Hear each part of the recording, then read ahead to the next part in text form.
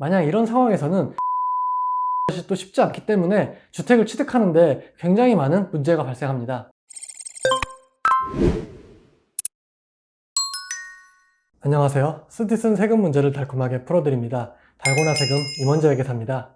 지난 영상부터는 주택을 취득하기 전에 점검해야 될 사항들에 대해서 이야기하고 있는데요. 지난 시간에는 주택을 취득하고 자금 조달 계획서를 작성하는 과정에서 자주 노출되는 재산 형성 과정의 문제에 대해서 알아봤습니다. 항상 주택을 취득하기 전에는 재산 형성 과정을 면밀하게 파악하고 해당 형성 과정에서 이슈가 있다면 해당 부분을 해소하시고 그리고 나서 주택 취득하시기를 권장을 드렸습니다.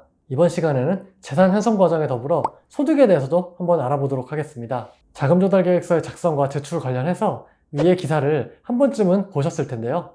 이 경우에는 주택을 취득했던 사람의 아버지의 사업장에 세무조사가 나왔던 사례입니다. 따라서 재산의 형성 과정뿐만 아니라 그 재산이 형성되기 이전에 소득이 어떻게 발생하고 그런 것들이 잘 신고가 됐는지 이런 부분에 대한 검토도 이루어져야 합니다. 만약에 장기간 동안 많은 소득 금액의 누락이 있었다면 자금 조달 계획서를 제출해야 되는 주택 취득은 별로 권장드리지 않습니다. 주택을 취득한 당사자뿐만 아니라 그 주택 취득과 관련되어 있는 주변 인물들까지 세무조사 범위가 확대될 수가 있기 때문입니다.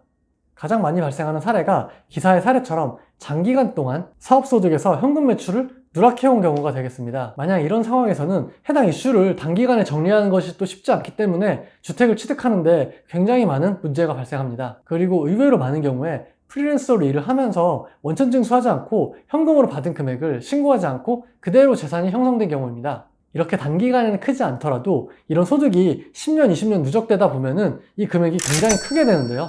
그러면 이제 당장 뭘 하기 굉장히 애매한 자금들이 만들어지는 거죠. 최근에는 전월세 신고제로 인해서 전세와 월세 내용이 전부 신고가 되다 보니까 불분명한 자금이 임대보증금으로 흘러들어가는 것까지 과세당국에서 알 수 있게 됐습니다. 물론 정부기관에서는 해당 자료는 당장 과세 자료로 사용할 계획은 없다라고 밝혔지만 이런 계획은 언제든지 변동될 수 있기 때문에 절대 안심할 수 없습니다. 이런 상황에서 형성된 자금으로 전월세 계약을 하거나 부동산을 취득하게 되면 관련 거래가 국가기관에 노출되게 됩니다. 그리고 이런 노출된 거래는 국가기관의 자금 출처 조사나 세무조사로 이어질 수 있습니다.